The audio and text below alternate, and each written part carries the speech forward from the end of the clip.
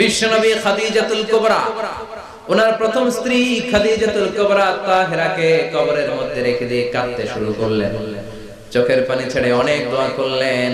দোয়া শেষে সব সাহাবারা ঘরে ফিরে যায়, বিশ্বনবী যায় না। সাইয়েদনা আবু বকর বললেন, ও নবী চলেন ঘরে যাই।